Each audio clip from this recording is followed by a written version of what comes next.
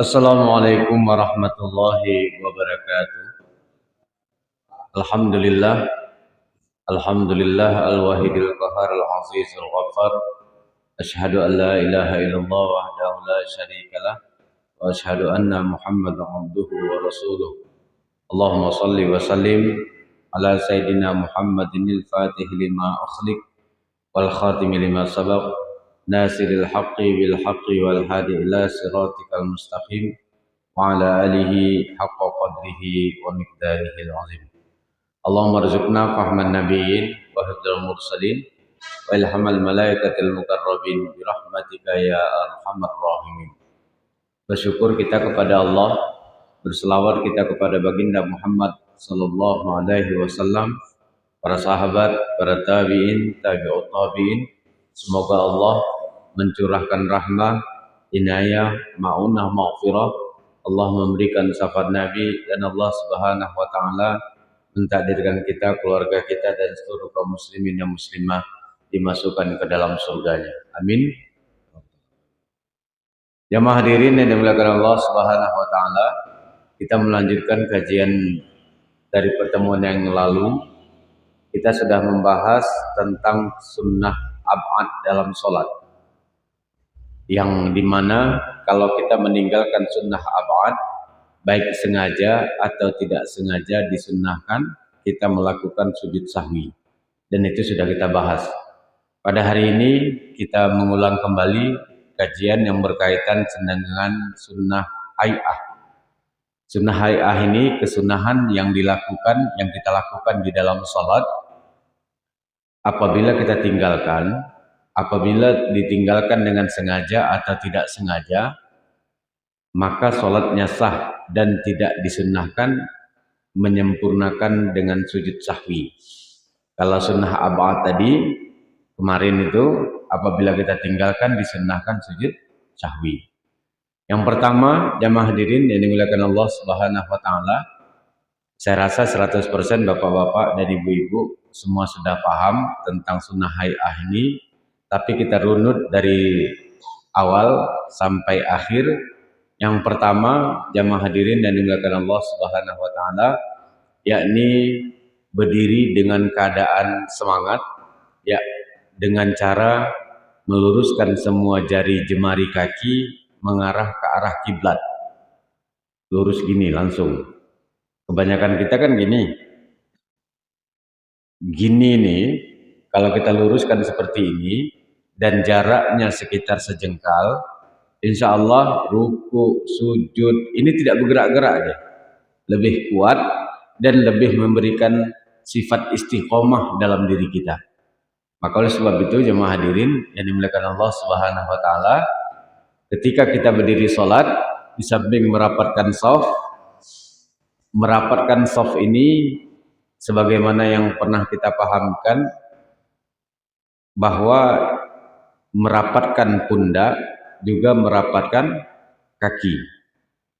Maka ketika kita berdiri jangan terlalu renggang, jangan terlalu ngangkang.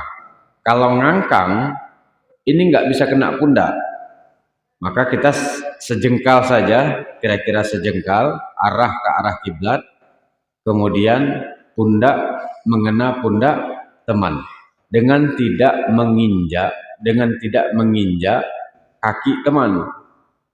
Nah, ini kebanyakan di tengah-tengah masyarakat entah bagaimana cara memahami ayat-ayat atau hadis atau pemahaman ulama, sehingga dia ketika dia jaraknya jauh dengan temannya sibuk mencari jelenti kelingking kawannya itu untuk disentuh.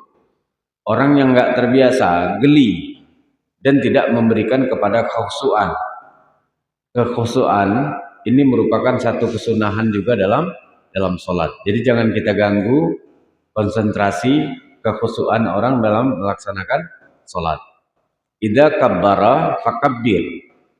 Kemudian menyegerakan takbir ketika sudah mendengarkan imam takbir. Jamaah hadirin dan dimuliakan Allah Subhanahu wa taala, ada istilah ketika kita menunaikan haji dan umroh melaksanakan arba'in, 40 waktu sholat. Sebenarnya kalau mau jujur untuk mendapatkan kesempurnaan ibadah yang afdol adalah kita satu takbiratul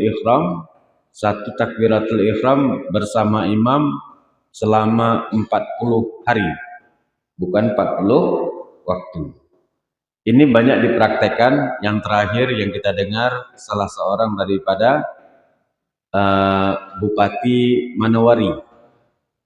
Bupati Manowari, dia dengan segala prestasi, dengan segala keilmuannya, dia berjuang menjadi bupati, uang digelontorkan semua, selama 5 tahun pertama, nggak berhasil dia.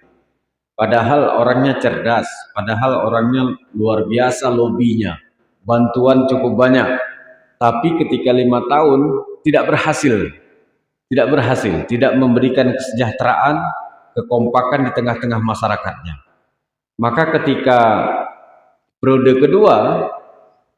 Bupati periode kedua, maka dia bersungguh-sungguh melaksanakan sholat 40 hari berturut-turut.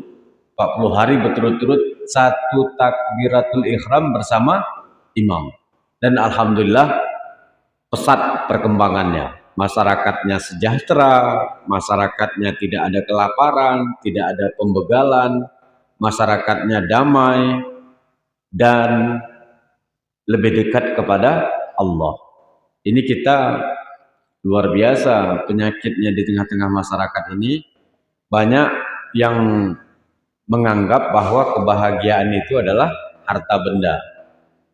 Padahal kalau kita mau jujur sebagai seorang pemimpin, dia harus membawa rakyatnya semakin dekat kepada Allah. Jangan sibuk dengan segala sesuatu yang bersifat duniawi. Maka jamaah hadirin dan dimuliakan Allah Subhanahu wa taala, ketika mendengarkan imam takbir, kita segera takbir. Maka disunnahkan kita dalam prakteknya mengiringi perbuatan imam. Allahu Akbar. Kita langsung Allahu Akbar. Ini kadang-kadang jamaah hadirin dan dimuliakan Allah Subhanahu wa taala, ketika kita takbir itu didahulukan dengan talaffuz bin niyah, melafazkan niat.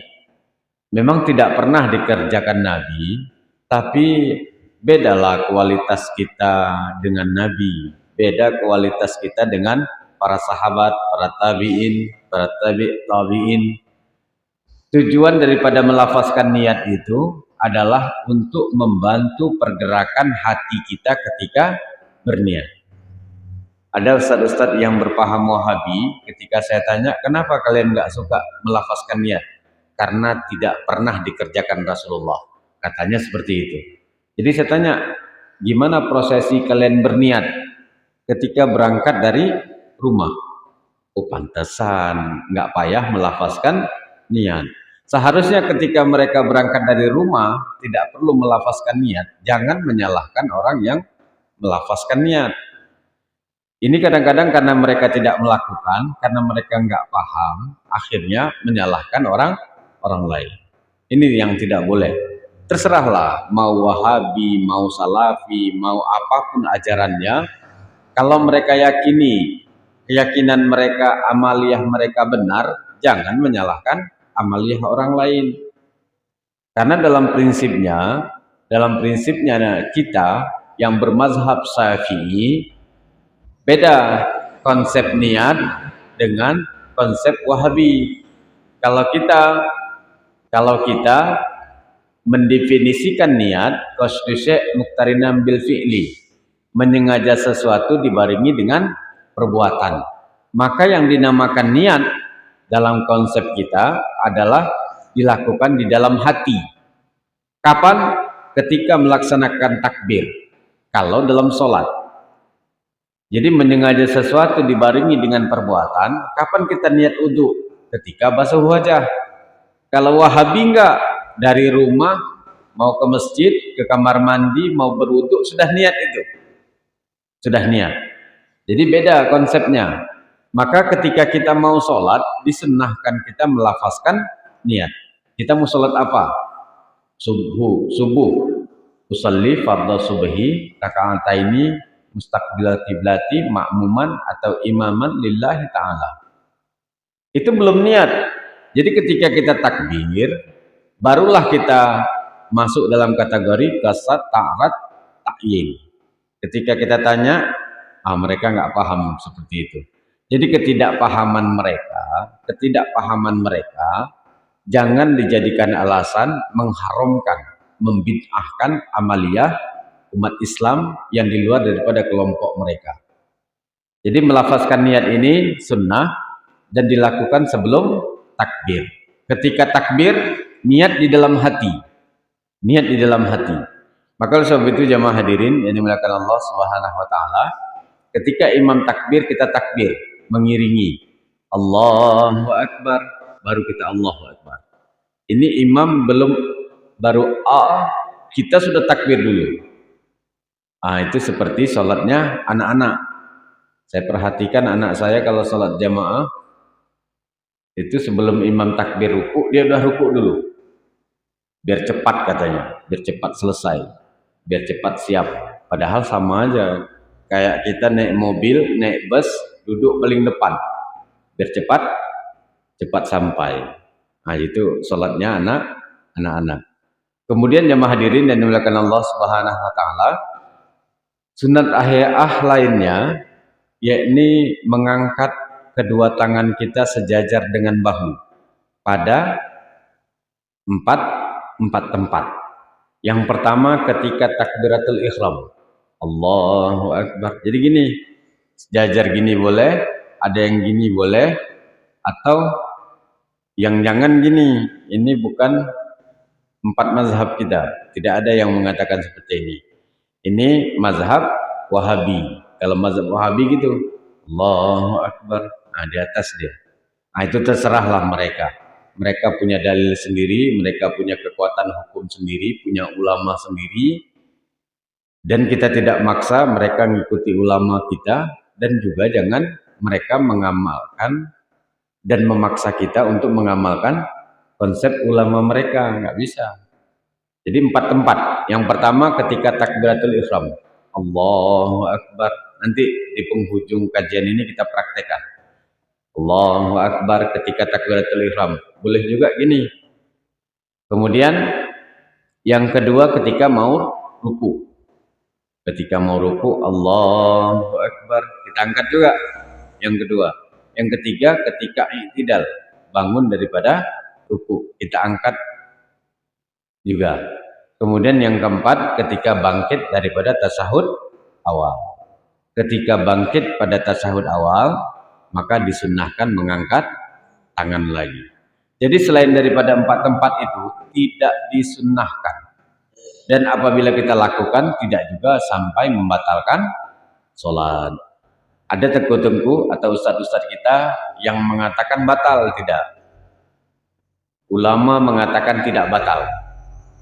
Karena kata mereka, kalau kita bergerak di tempat yang tidak disunnahkan bergerak, maka batal katanya. Dan pergerakan kiri kanan itu dihitung 2 gerakan. Jadi bahaya ketika kita bangkit rakaat pertama, tiba-tiba kita angkat. 1, 2, 3, 4. Allahu Akbar, batal. Tidak. Dalam mazhab kita tidak membatalkan sholat. Walaupun diangkat bukan pada tempatnya, tapi tidak mendapatkan kesunahan. Nanti pada bab makruh masuk pada kategori makruh. Kemudian jamaah hadirin yang dimuliakan Allah Subhanahu wa taala, bersedekap ini sebagaimana diajarkan oleh mazhab kita Syafi'i, tata sadri. Jadi pas di bawah di bawah dada agak ke kanan, ke kiri, agak ke kiri sedikit. Karena kalbu, hati, menurut Imam Syafi'i sebelah sini. Soal kedokteran nanti dicek sendiri kan. Kita tekan itu lebih memberikan kepada kekhusyuan. Tiba-tiba ada orang takbir, Allahu Akbar. Sah nggak? Sah. Nggak masalah. Kalau ikut mazhab Hambali, Allahu Akbar. pas di tengah. Nggak apa-apa. Mazhab Maliki atau Hanafi nanti ada yang dipusat, dipusar, ada juga yang dilepas. Mazhab Hanafi kan, Allahu Akbar lepas. Jadi kalau ada orang-orang yang sholat tangannya dilepas, nggak apa-apa, nggak apa-apa. Itu tidak sampai membatalkan sholat, karena bersedekap hanya pada tempat ketika kita membaca Al-Fatihah dan Sani, dan tidak disunnahkan bersedekap setelah i'tidal. Ketika sami Allahu liman hamidah, sunnahnya lurus, tidak bersedekap. Kan ada orang yang sami Allahu liman hamidah ditaruhnya lagi, ini nggak batal tapi makruh, karena menyelisihi daripada sunnah dari baginda Muhammad sallallahu alaihi wasallam.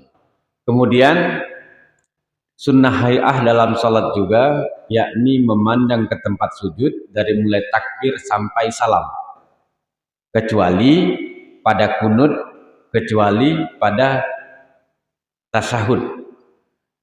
Jadi ketika kita kunut, kalau seandainya gini, ini sunnah kita lihat ke telapak tangan kita, telapak tangan kita. Ketika kita tasyahud, ketika jemari kita, telunjuk kita terangkat, asyhadu alla ilaha illallah, ini disunnahkan melihat telunjuk. Kalau telunjuk ini tidak turun sampai salam, maka disunnahkan melihat telunjuk sampai salam. Tapi ketika dia turun, maka sunnah melihat ke tempat sujud. Kemudian tidak disunnahkan atau makruh menggerak-gerakkan jemari. Gini kan? Jadi kalau ada pun gini nggak apa-apa, tidak batal, makruh. Ada, saya perhatikan beberapa orang jamaah yang menulis syahadat kan, asyhadu alla, mantap. Ada yang digini-gininya, ada yang agak ke kiri-kiri, samping kiri kan. Nah, itu nggak apa-apa, tidak sampai membatalkan sholat. Tapi kita makruh. Kalau kita bergerak-gerakkan makruh. Terserahlah mereka yang meyakini geraknya tangan ketika tasyahud. Jadi melihat ke tempat sujud dari mulai takbir sampai salam, walaupun dalam gelap kita disunnahkan melihat ke tempat sujud. Gelap di sini gelap yang tidak disengaja ya, bukan disengaja. Jangan kita sengaja salat di dalam kamar, kemudian mematikan lampu semuanya, itu hukumnya makruh. Tapi ketika kita sholat mati lampu, itu bukan kehendak kita. Jadi melihat ke tempat sujud adalah satu kesunahan yang dimana pandangan itu tertumpu kepada tempat sujud itu, dari mulai takbir sampai salam. Kalau bisa, insya Allah tidak tergoyahkan imannya itu. Kalau bisa ya, rata-rata kita nggak bisa. Makanya tidak heran ketika kita jadi pejabat, sedikit aja disenggol dengan perempuan, goyang. Sedikit disenggol sama uang, goyang. Sedikit saja disenggol dengan jabatan, goyang. Ini kau pilih aku, uangnya sekian, setorannya sekian, goyang. Makanya tidak heran walaupun 40 triliun masuk ke Aceh, maka tidak heran kalau Aceh masih masuk kategori provinsi termiskin se-Sumatera. Tapi nggak apa-apa, yang penting jamaah hadirin yang dimuliakan Allah Subhanahu wa taala tidak miskin akhlak, tidak miskin pemahaman, dan tidak miskin ketaatan kepada Allah Subhanahu wa taala. Kemudian tidak memejamkan mata juga termasuk sunnah hay'ah. Jadi ada kaitannya dengan memandang ke tempat sujud. Baru kemudian berhenti sejenak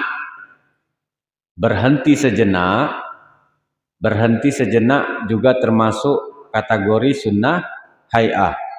Di mana kita berhenti sejenak setelah takbir. Yang pertama setelah takbir, Allahu Akbar, diam sejenak, baru baca doa iftitah. Karena baca doa iftitah ini dia tidak boleh sungsang. Seandainya kita takbir Allahu Akbar, a'udzubillahi minasyaitonirrajim, kita baca doa iftitah tidak dapat pahala lagi karena sudah sungsang. Karena syarat membaca doa iftitah dia ada 5. Yang pertama, mendapati imam dalam posisi berdiri. Jadi ketika imam berdiri, kita masih disunahkan baca doa iftitah. Kalau imam sudah ruku, tidak boleh lagi baca doa iftitah. Yang kedua, tidak membaca ta'awuz. Jadi jangan a'udzubillahi minasyaitonirrajim baru Allahu Akbar kabira. Enggak, tidak dapat sunnah. Jadi membaca doa iftitah yang pertama dalam keadaan imam berdiri, yang kedua tidak dalam keadaan setelah membaca doa ta'awuz. Kemudian tidak khawatir kehabisan waktu. Itu baru disunahkan baca doa iftitah. Kemudian yang keempat, tidak dilakukan pada sholat jenazah. Yang kelima, tidak khawatir kehabisan waktu. Jadi seperti yang dipraktekkan pada rukun sholat dahulu, kalau imam kira-kira kita baca Al-Fatihah pas, maka langsung wajib baca Al-Fatihah. Tidak boleh lagi baca doa iftitah. Kalau seandainya terjadilah pada diri kita, ketika imam berdiri, kita masuk sholat, Allahu Akbar, kemudian baca a'udzubillah, ataupun baca doa iftitah, baru baca a'udzubillah, imam ruku, maka kita haram ruku, tidak boleh ruku. Apa kewajiban kita? Wajib menggunakan waktu yang kita gunakan yang sunnah tadi untuk sekedar membaca Al-Fatihah. Katakanlah doa iftitah dengan ta'awuz memakan waktu 15 detik misalnya, maka wajib kita baca Al-Fatihah sekedar 15 detik. Jadi ketika imam ruku, kita wajib selesaikan Al-Fatihah kita itu, yang waktunya kita gunakan untuk yang sunnah, padahal itu sudah waktunya wajib baca doa baca Al-Fatihah. Ketika imam ruku, kita baca Al-Fatihah. Ternyata ketika imam i'tidal, kita belum menyempurnakan waktu yang kita gunakan untuk membaca Al-Fatihah. Tiba-tiba imamnya turun sujud. Apa yang terjadi? Kita wajib ikut langsung sujud tanpa ruku. Tapi ketika imam salam, kita wajib menambah 1 rakaat. Karena rakaat itu sudah tidak berlaku. Tapi kita tidak boleh membatalkan sholat. Jadi berhenti sejenak yang pertama ketika selesai takbir. Allahu Akbar, berhenti sejenak, baru doa iftitah, berhenti sejenak, baca a'udzubillah, berhenti sejenak, kemudian Al-Fatihah, dan setelah membaca Al-Fatihah disunnahkan berhenti kalau imam memberi kesempatan kepada makmum untuk membaca Al-Fatihah. Baru kemudian baca sani, baca ayat setelah Al-Fatihah. Tidak boleh langsung ruku, diam sejenak lagi. Diam sejenak. Beda dengan tumak ninah. Kalau tumak ninah ini betul diam sejenak, tapi kategorinya pada fi'liyah, pada perbuatan. Sedangkan diam sejenak yang masuk dalam kategori sunnah hay'ah, pada sunnah hay'ah adalah pada sunnah qauli atau rukun qauli, pada ucapan. Sedangkan tumak ninah, diam sejenak untuk perbuatan sholat, hukumnya wajib. Ruku wajib diam sejenak, i'tidal wajib diam sejenak, seperti itu. Kemudian jemaah hadirin yang dimuliakan Allah Subhanahu wa taala, membaca doa iftitah itu kan banyak apa namanya, redaksinya, itu yang mana saja boleh. Yang mana saja boleh. Yang penting ketika kita membaca doa iftitah tidak sampai memakan waktu, wajib membaca Al-Fatihah. Kemudian membaca ta'awuz. Membaca ta'awuz juga hukumnya sunnah. Kemudian kita ringkas sambil nanti kita praktek. Membaca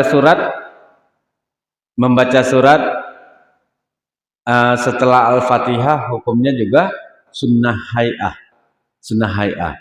Jadi membaca surat di sini baik satu surat full boleh, atau satu ayat saja boleh. Misalnya kita baca Yasin, udah boleh. Sudah dapat asal sunnahnya. Artinya tidak makruh lagi. Tapi kalau seandainya kita tidak baca ayat setelah Al-Fatihah, nggak apa-apa. Sah salatnya. Tapi tidaklah sempurna seperti sempurna membaca ayat. Dan ini membaca ayat setelah Al-Fatihah hanya disunnahkan bagi mereka yang sholat sendiri atau sebagai imam atau makmum yang tidak mendengarkan bacaan imam, atau makmum yang tidak mendapatkan waktu membaca atau menyimak bacaan imam. Contoh gini, kita masbuk pada sholat zuhur. Masbuk pada sholat zuhur, zuhur dan asar ini berlaku kepada makmum dan imam baca sani. Atau pada sholat maghrib atau isya lah, kita masbuk pada rakaat kedua atau ketiga.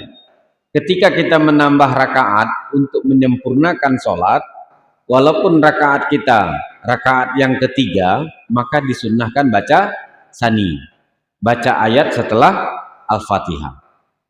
Kemudian jemaah hadirin yang dimuliakan Allah Subhanahu wa taala, membaca amin. Membaca amin juga hukumnya sunnah. Bahkan para ulama menambah sebelum kita waladhdallin, sebelum amin, setelah waladhdallin kita baca Rabbi firli wali walidayya. Ya Allah ya Tuhanku, ampunkanlah dosaku dan dosa kedua orang tuaku. Boleh. Jadi ketika imam ghairil maghdubi alaihim waladdallin, Rabbi firli wali walidayya. Amin. Karena apa? Dijanjikan Rasulullah, idza amanal imam fa amanu fa innahu man wafaqa ta'minuhu ta'minal malaikah ghufira lahu ma taqaddama min dzambi. Jadi kalau imam membaca ghairil maghdubi alaihim, ketika imam amin, maka kita disunnahkan membaca amin. Kalau seandainya amin kita dengan imam bersamaan dengan aminnya malaikat, satu hadiah yang Allah berikan, ghufira lahu ma taqaddama min dzambi. Allah ampunkan dosa-dosa kita. Jadi luar biasa fadilah sholat berjamaah. Kalau sholat sendiri nggak dapat. Sholat sendiri nggak ada itu. Hanya dikhususkan bagi mereka yang melakukan sholat berjamaah. Kemudian membaca sir pada tempat yang sir dan membaca jahar pada tempat yang jahar.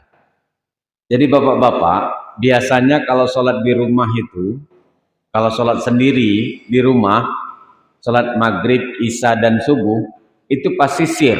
Kebanyakan kita sir dan itu hukumnya makruh.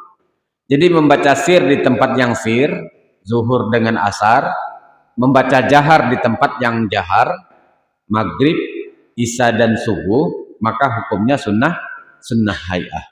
Sunnah hay'ah. Yang perlu kita tekankan bagi muballigh. Muballigh ini orang yang berada di belakang imam. Jangan kita ikut-ikutan seperti yang dilakukan oleh orang-orang yang ketika di sholat di Masjidil Haram. Jadi ketika imam takbir, Allahu Akbar, makmum juga muballigh tadi mengatakan Allahu Akbar. Itu nggak ada masalah. Yang bermasalah apabila imam mengucapkan Sami Allahu liman hamidah, kita baca Rabbana lakal hamd, batal sholatnya. Tapi kalau kita langsung Sholat sendiri atau sholat berjamaah tidak kita keraskan baca Rabbana lakal hamd, enggak masalah. Tasmi i'tidal itu sunnah. Membaca sami Allahu liman hamidah itu sunnah. Maka ketika kita misalnya sholat di sini mati lampu, kemudian agak hujan, imam kecil suaranya, lembut sekali, sami Allahu liman hamidah. Bagi mubaligh, orang yang di belakang imam tadi mengucapkan juga sami Allahu liman hamidah. Tidak boleh Rabbana lakal hamd. Di Mekah kayak gitu. Mekah itu bukan dalil. Mekah itu bukan dalil, tapi budaya adat istiadat Mekah bisa dijadikan pedoman hidup kita, tidak di dalam ibadah. Kalau dilakukan dalam ibadah, apabila memang sudah menjadi tradisi, boleh, nggak apa-apa. Karena tradisi orang Mekah itu tidak menjadikan dalil dalam mazhab kita. Dalam mazhab kita kan 4, Al-Quran, hadis, qiyas, ijma, atau ijma dan qiyas. Kalau mazhab Malik atau mazhab yang lain boleh amal ahlul Madinah, kan, perbuatan orang Madinah boleh dijadikan dalil. Kemudian jamaah hadirin yang dimuliakan Allah Subhanahu wa taala, menyimak bacaan imam. Jadi kita bukan mengikuti bacaan imam. Jangan imam baca sani kita ikut baca sani, jangan, kita dengarkan. Karena disunnahkan di situ mendengarkan bacaan imam. Kemudian bagi makmum sunnahnya membaca Al-Fatihah setelah amin. Jika tidak mencederai sholat kita. Ini kadang-kadang kan ada imam yang tidak memberi kesempatan kepada makmum membaca Al-Fatihah. Waladhdallin, amin, bismillahirrahmanirrahim, langsung masuk. Apalagi kalau sholat tarawih. Kalau sholat tarawih kita agak aman lah, agak masih sempat bernapas, kita sempat mengikuti bacaan imam. Arti gini, imam baca bismillah, kita a'udzubillah. Imam alhamdulillah, ayat pertama kita, ayat kedua kita bismillah, kita ikuti belakangnya, boleh. Kalau pada sholat tarawih. Tapi kalau yang tarawih viral kemarin, setiap tahun tuh kan, Allahu Akbar, Allahu Akbar, Bismillahirrahmanirrahim, Allahu Akbar, Allahu Akbar, Allahu Akbar, Allahu Akbar, Allahu Akbar, Allahu Akbar, Assalamualaikum warahmatullahi, Assalamualaikum warahmatullahi wabarakatuh. 7 menit 20 rakaat. Itu gimana baca Al-Fatihahnya? Angguk-angguk, geleng-geleng lah itu. Dan itu kalau mazhab kita saya nggak tahu, tapi kalau dalam kajian kita itu tidak sah. Coba lihatlah, dia tidak ada tumak nina, tapi sudah mentradisi kata ratusan tahun di beberapa tempat kan. Tapi kalau saya perhatikan itu tradisi yang tak baik, tradisi yang tidak baik. Lebih baik tidak usah sholat tarawih kalau modelnya seperti itu. Bukannya berpahala, tapi justru berdosa. Kemudian jamaah hadirin yang dimuliakan Allah Subhanahu wa taala, takbir intikal dan tasmi ini hukumnya sunnah. Takbir intikal, mau ruku, Allahu Akbar, kita ucapkan itu sunnah. Sami Allahu liman hamidah sunnah. Tasbih sujud, tasbih ruku, ini juga sunnah.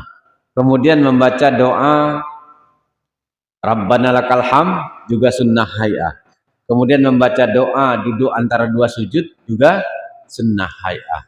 Kemudian membaca selawat kepada keluarga Nabi sampai fil alamina innaka hamidum majid juga hukumnya sunnah. Yang wajib rukun qauli, siapa ingat?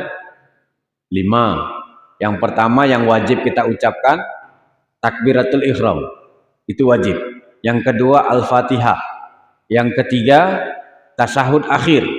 Yang keempat bacaan selawat pada tasyahud akhir. Yang kelima Al-Fatihah, salam yang pertama. Selebih daripada 5 itu semuanya hukumnya sunnah. Semuanya sunnah.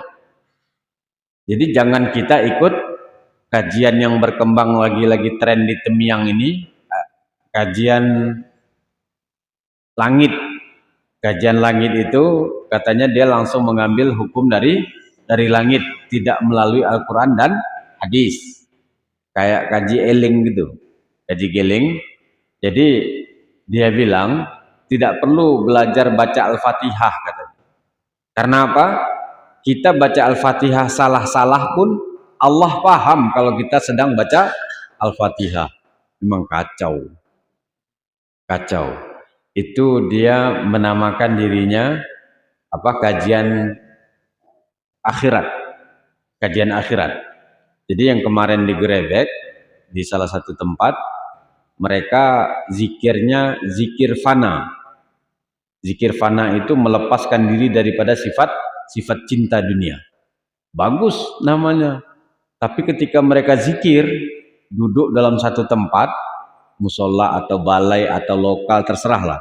Duduk satu tempat, malam hari, dimatikan lampu. Karena lampu dunia. Dimatikan lampu. Buka baju, karena baju ini dunia. Jadi bugil, tidak menggunakan busana sehelai benang pun. Jadi ketika diproses, kita tanya, berarti peci ini kan nggak boleh, pakaian nggak boleh karena dunia semua.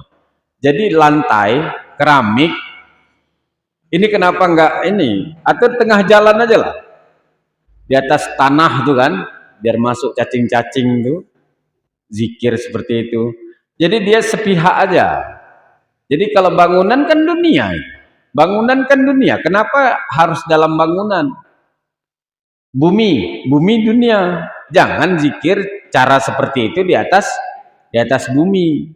Nah, makanya kemarin yang berkembang kan, yang dihina itu, mereka bisa sholat langsung 100 rakaat untuk stok stok beberapa hari ke depan. Jadi kalau kita mau sholat 17 rakaat langsung boleh satu salam. Berarti subuh 2 rakaat, zuhur 4 rakaat, asar 4 rakaat, maghrib 3 rakaat, isya 4 rakaat. Langsung 17 rakaat. Kalau mau lebih itu lagi 170 rakaat untuk 10 hari stok. 10 hari stok. Dan kalau cinta sama cinta boleh nyetok janin ke dalam wanita tersebut. Itu kan ajaran-ajaran yang menyimpang. Saya pikir, kenapa mereka harus menamakan diri mereka Islam? Kalau mereka di luar Islam itu kan tidak terjadi penistaan agama. Jangan pakai cadar, jangan pakaian Islami, tapi merusak ajaran Islam. Seperti Pak Panji Gumilang itu kan, ngapain dia harus memaksakan diri khutbah atau khatib seorang wanita? Kenapa harus dipaksakan seperti itu? Apa emansipasi wanita? Ya udah, berarti yang bayar mahar sekarang wanita. Nggak mau orang tuh, kecuali sebagian orang Padang. Seperti itu. Baik jemaah hadirin yang dimuliakan Allah Subhanahu wa taala. Kemudian disunnahkan yang terakhir, disunnahkan membaca doa setelah fil alamina innaka hamidum majid. Jadi ketika fil alamina innaka hamidum majid, makruh tidak membaca doa, terserah. Baca doa apapun dia, yang masyhurin boleh. Kalau yang mau pendek, Allahumma fil lil ummati sayyidina Muhammad. Ya Allah ya Tuhanku, ampunkanlah dosa-dosa umat Nabi Muhammad. Itu saja boleh. Ataupun kita baca Allahumma inni a'udzubika minal adzabil qabri. Boleh? Enggak apa-apa. Doa-doa yang lain. Kemudian disunnahkan juga membaca salam yang kedua. Kalau salam yang pertama wajib, kalau salam kedua hukumnya sunnah. Sedikit yang dijelaskan oleh para ulama, disunnahkan juga kita membaca ihdinas siratal mustaqim pada setiap sujud kita. Atau kalau mau dikumpulkan di sujud terakhir. Sujud terakhir, ihdinas siratal mustaqim, ihdinas siratal mustaqim. Itu salah satu cara kita berdoa kepada Allah agar kita meninggal dalam keadaan husnul khatimah. Baik, silakan. Ada yang mau bertanya? Silakan.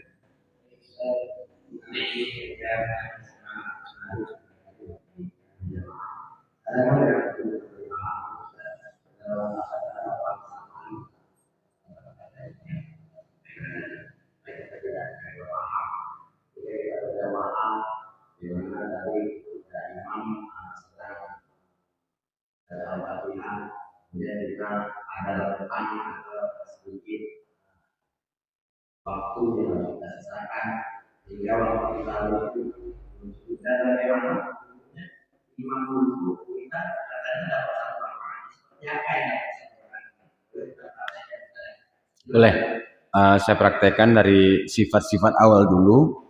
Jadi jemaah hadirin yang dimuliakan Allah Subhanahu wa taala, ketika kita takbir memang harus semangat tuh. Yang pertama, kaki kita ini lurus nih. Lurus. Kebanyakan kita kan gini. Makanya agak malas-malas sedikit kan? Malas-malas ceper kayak penguin. Jadi lurus memang. Lurus dan urat-urat itu lebih sehat ya. Lurus gini, takbir kan gini. Dah, ketika kita meletakkan apa namanya tangan, Allahu Akbar, ya udah sini aja. Di sini kalau mazhab Hambali, kalau Wahabi gini, kalau Hanafi gini, nggak apa-apa. Ada yang mau nyoba gini, yang penting tidak gerak lebih daripada 3 gerakan, silakan. Tapi pesong kalau ada yang mau, karena capek lah kan. Tapi kalau misalnya Allahu Akbar atau tidak angkat Allahu Akbar, boleh, sah. Yang penting tidak bergerak lebih daripada tiga gerakan. Jadi seperti ini. Imam apa? Makmum sama makmum begini. Tapi kalau gini nggak kena ini nanti. Kan ada sebagian saudara kita yang agak ngangkang dia. Dan lasak pun kalau udah ngangkang gini, karena kan yang dikatakan Rasulullah, kalau kita tidak rapat safnya, itu anak jin kayak anak kelinci, kayak anak kancil, lompat mengganggu kita sholat. Makanya coba perhatikan orang yang sholatnya ngangkang atau safnya tidak sempurna, itu lasak sholat. Ini kan, Allahu Akbar. Men jenggot dia. Banyak aja cerita dia. Coba perhatikan aja. Perhatikan ya. Jadi ketika kita seperti ini ketika ruku kaki nggak bergerak, ketika sami Allahu liman hamidah kaki nggak bergerak, ketika sujud pun gitu, nggak bergerak dia. Baru ketika duduk tawaruk, duduk iftiras, baru bergerak sedikit. Dan ketika ruku, sujud, ketika kita bangun, itu lebih enak kaki kita. Jadi kan ketika kita bangun, karena ruku, sujud kan gini kakinya, sejengkal tadi. Ketika kita bangun pasti rasakan Allahu Akbar. Ini nggak sibuk kita. Tapi kalau seandainya kita rapatkan, ketika Allahu Akbar, nyari posisi lagi nanti kan, nyari posisi lagi, batal. Sama seperti orang yang kalau kakinya gini, kakinya agak ceper kayak penguin, ketika tasmi sami Allahu liman hamidah itu gerak tangannya, sami Allahu liman hamidah, batal nih, batal. Jadi hati-hati. Kemudian yang masuk kategori yang mendapatkan rakaat siapa? Sama Ustaz? Boleh. Kemudian Ustadz yang tadi Allahu Akbar itu yang terhitung yang pertama wajib. Yang Allahu Akbar tadi.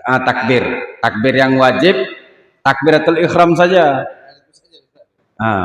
Jadi takbir yang pertama Allahu Akbar, ngangkat tangannya tetap sunnah, takbirnya yang wajib. Takbir pindah dikenal dengan takbir intiqal, mau ruku, mau sujud, itu sunat hukumnya. Enggak kita takbir pun sah salatnya. Jadi kalau kita salat berjamaah seperti ini Ustaz. Ustaz sedang ini jamaah nih. Saya baru datang nih. Jadi ketika saya sudah baca sani, sudah baca ayat, misalnya baca ayat apa enaknya? Ayat 1000 umat, qul huwallahu ahad kan? Jadi qul huwallahu ahad. Jadi saya sudah mau habis. Jadi Ustadz ketika masuk jangan lagi baca doa iftitah. baca doa iftitah tidak boleh. Karena waktu saya sudah singkat. Jadi imam kalau sudah singkat waktunya, makmum kan paham. Jangan lagi membaca doa iftitah. Jadi biar dapat rakaat, gimana caranya? Ustadz, misalnya saya suhufi Ibrahim wa Musa. Ustadz boleh langsung ruku, tapi baca bismillah dulu misalnya kan. Misal sampai situ, dapat rakaat. Atau enggak sempat rakaat, saya sudah ketika saya ruku, Allahu Akbar. Ketika masbuk datang, takbir dulu, takbir, langsung ruku. Jangan takbir sambil ruku ya, karena salah satu syarat takbiratul ihram, dia wajib dalam keadaan berdiri. Jadi takbir dulu, Allahu Akbar, baru ruku. Allahu Akbar. Apa itu dihitung satu rakaat sama-sama imam? Apabila satu tumak ninah bersama imam, jadi seperti ini. Allahu Akbar. Allahu Akbar. Nah, kalau dapat gini, dapat dihitung satu rakaat. Walaupun cuman membaca bismillah saja, ataupun tidak baca apa-apa. Allahu Akbar. Allahu Akbar. Ruku. Boleh seperti itu. Nah, yang tadi Ustadz, kita supaya kita paham, dua saja pun paham kali udah alhamdulillah Ustadz. Ketika tadi kan udah niat Allahu Akbar, langsung begini sudah baca Al-Fatihah, udah Allahu Akbar, langsung A'udzubillah. Ini yang coba Ustadz, A'udzubillah tadi. Jadi gini. Jadi ketika imam kita sholat sendiri misalnya atau sholat berjamaah, Allahu Akbar, a'udzubillahi minasyaitonirrajim. Kalau sudah terucap a'udzubillah, tidak sunnah lagi baca doa iftitah.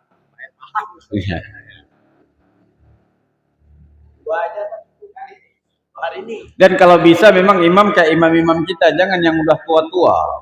Susah kita dengar ya. Sami Allah Halimah Hamidah katanya. Ada Bu Halimah, ada Bu Hamidah. Ada dua. Janganlah. Berat kita mendengar. Oh, kayak mau tewas dia. Yang sehat-sehat aja lah. Ya, yang sehat-sehat aja. Barangkali Ustaz, untuk hari ini dua kategori itu sudah sangat lumayan dan sangat paham. Baik.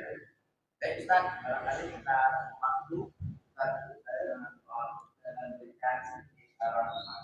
Baik, terima kasih.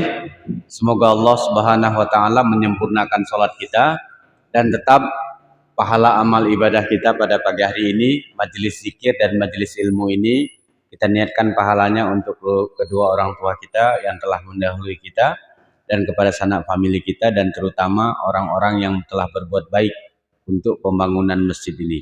Subhanallah wa bihamdi, asyhadu an la ilaha illa anta astaghfiruka. Assalamualaikum warahmatullahi wabarakatuh.